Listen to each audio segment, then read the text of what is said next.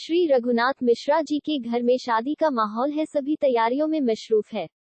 मिश्रा जी बड़े खुश है कि बिटिया अनामिका का रिश्ता उनके बचपन के मित्र राघवेंद्र तिवारी के होनहार बेटे अनुपम से हो रहा था। वह पारिवारिक संबंधों के चलते एक दूसरे को जानते थे, पर मंगनी की रस्म के बाद दोनों काफी करीब आ गए थे। दूसरे शब्दों में कहें तो प्यार के बंधन में बंध चुके थे। शादी में 8 दिन बाकी थे। अनामिका की आंखों में अनुपम ही अनुपम था और अनुपम के दिलो दिमाग पर अनामिका छाई थी। हर दिन खुशियों की सौगात था, लेकिन एक दिन ऐसा तूफान आया कि सब कुछ उजड़ गया।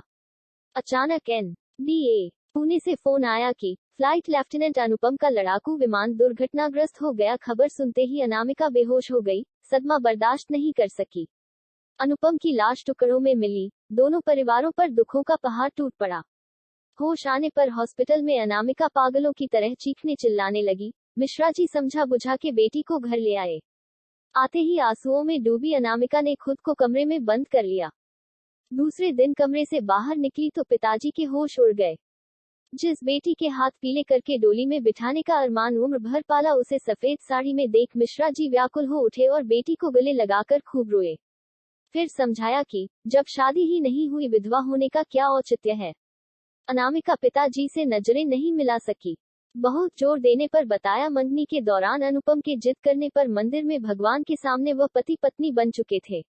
एक लड़की जब किसी को पति मान के करवा चौथ का व्रत रख ले, फिर किसी और के बारे में सोचना भी पाप है।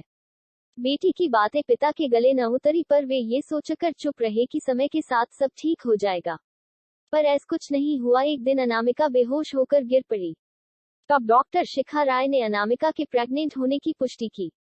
खबर मिश्रा जी के लिए दुख का सागर और अनामिका के लिए चुनौती बन गई। कहते हैं चिंता चिता समान होती है, तो मिश्रा जी को सोचते सोचते रात में अचानक लकवा मार गया और पूरे शरीर की संवेदनशीलता शून्य हो गई। अनामिका बिल्कुल अकेली पड़ गई। समाज में कुंवारी मां बनने की चुनौती, पिता की देखभाल तथा 8 साल के छोटे भाई यश की देखभाल, इतनी जिम्मेदारियां एक पुरुष नहीं उठा सकता। तो अनामिका की दिमागी हालत का सिर्फ एहसास किया जा सकता है, शब्दों में पिरोया नहीं जा सकता। लेखक उसके हौसले और हिम्मत को सलाम करता है। इसी बीच अनामिका ने अनुपम के माता पिता को सच बताया, पर उन्होंने अनामिका को मनहूस मानकर शादी की सच्चाई से इनकार कर दिया। तो बच्चे को अपनाने का प्रश्न ही नहीं उठता। वह मंदिर गई तो जिस पंडित ने शादी कराई थी उसकी मृत्यु हो चुकी थी, तो अब भगवान जी गवाही दे नहीं सकते, लिहाजा अनामिका शादी को साबित नहीं कर सकी। भगवान को बुरा भला कह के घर आकर के फूट फूट कर रोने लगी। अचानक एहसास होता है कि अनुपम अनामिका के माथे को चूमते हुए कहता है, कोई साथ दे या न दे, मैं हमेशा तुम्हारे साथ हूँ। तभी अनुपम की फोटो गिरने से अनामिका की नींद खुल जाती है और उसे आत्मा का एहसास होता है, जिससे उसे आत्मबल मिलता है। धीरे धीरे लोगों के ताने व भद्दे मजाक सुनते सुनते 8 माह हो चुके थे।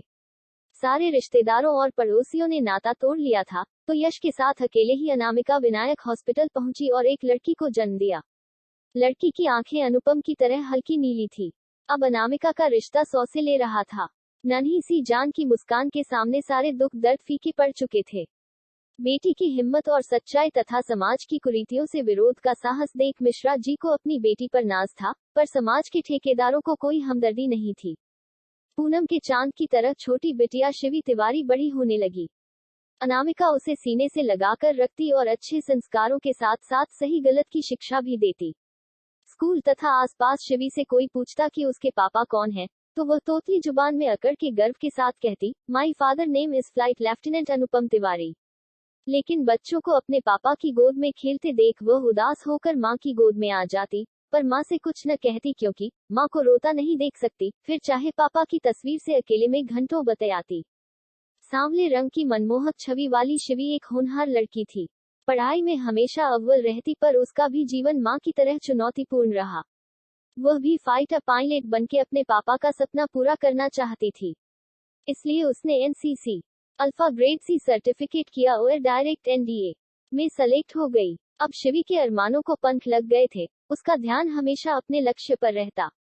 इसी बीच ट्रेनिंग के दौरान जब पहली बार लड़ाकू विमान उड़ाने का अवसर मिला, शिवी आसमान पर थी और जमीन पर मिश्रा जी व अनामिका के सामने इतिहास दोहराया जा रहा था। उनकी सांसें थम गई थी। उधर रोमांचित शिवी विमान संचालन के दौरान तकनीकी खराबी के चलते नियंत्रण खो बैठी। वो घबरा गई, पर तभी उसका हाथ अचानक लीवर 6 पर और फिर लीवर 2 पर हरकत करता है। देखते ही देखते मात्र 3 सेकंड में 3000 फीट की ऊंचाई से विमान वापस रनवे पर आ जाता है। शिवी को गर्म साए का एहसास होता है और विमान को संभाल लेती है, पर विमान की कलाबाजियां देख मिश्रा जी की दिल की धड़कन रुक जाती है। शिवी को इस साहसपूर्ण कार्य के लिए पुरस्कृत किया जाता है। अनामिका को अब शिवी की शादी की चिंता सताने लगी, पर शिवी ने बचपन से ही अपने मां के प्रति पुरुषों की बदतमीजियां बर्दाश्त की थी तथा उसके मन में पुरुष जाति के लिए सम्मान नहीं था। और फिर भारतीय वायुसेना में शादीशुदा महिलाओं को फाइटर पायलट का मौका नहीं दिया जाता, इसलिए 10 साल शादी न करके देश की सेवा करने का शिवी ने प्रण लिया था। धीरे धीरे सब सामान्य हो गया था, पर तभी शिवी को चीन की सेना द्वारा घुसपैठ की जवाबी कार्यवाही का आदेश हुआ। पूना एयरबेस से लड़ाकू विमान लेके फ्लाइट लेफ्टिनेंट शिवी चीनी सेना को जवाब देने आसमान में उड़ी और उसके लिए गर्व की बात थी। कुछ महापुरुष गंदी राजनीति में लिप्त रिश्वत लेके देश को लूटते रहते हैं तथा सेना को सशक्त और शक्तिशाली बनाने की बजाय मौज मस्ती में मशरूफ रहते हैं। ये उनके लिए शर्म की बात है कि देश की बेटी दुश्मनों को धूल चटा रही है और वह डींगे मार रहे थे बस। जब शिवी चीन का एक विमान मार गिराती है तो भारतीय महिलाएं अपने पतियों को ताना मारती हैं और देश भर के लोग शिवी की वीरता की तारीफ करते नहीं थकते। पर एक मां के दिल पर क्या गुजर रही थी यह कोई और नहीं समझ सकता। पहले पति खोया, फिर पिता की मौत और अब बेटी भी मौत से आंख मिचौली खेल रही थी। अकेले शिवी ने 4 घंटे में 12 लड़ाकू विमान मार गिराए। उधर अंतर्राष्ट्रीय दबाव तथा रूस का भारत का साथ देने से चीन घबरा गया और युद्ध विराम की घोषणा कर दी। इधर दिल्ली में राष्ट्रपति द्वारा शिवी को वीरता चक्र तथा अतिविशिष्ट सेवा मेडल से सम्मानित किया गया। सभी पत्रिकाओं और अखबारों के माध्यम से शिवी और अनामिका का जीवन संघर्ष समाज के सामने आया।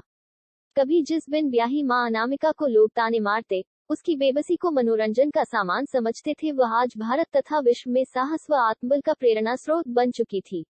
पर इन सबसे उसकी उजड़ी जिंदगी का गम तो कम नहीं हो सकता था। 10 साल देश की सेवा के बाद शिवी ने सेना की नौकरी से त्याग पत्र देकर मां की खुशी के लिए एक गरीब समझदार स्वावलंबी अध्यापक युवक मनोज वाजपेयी से शादी कर ली और मां की सेवा करके पिता की यादों के सहारे खुश रहने लगी।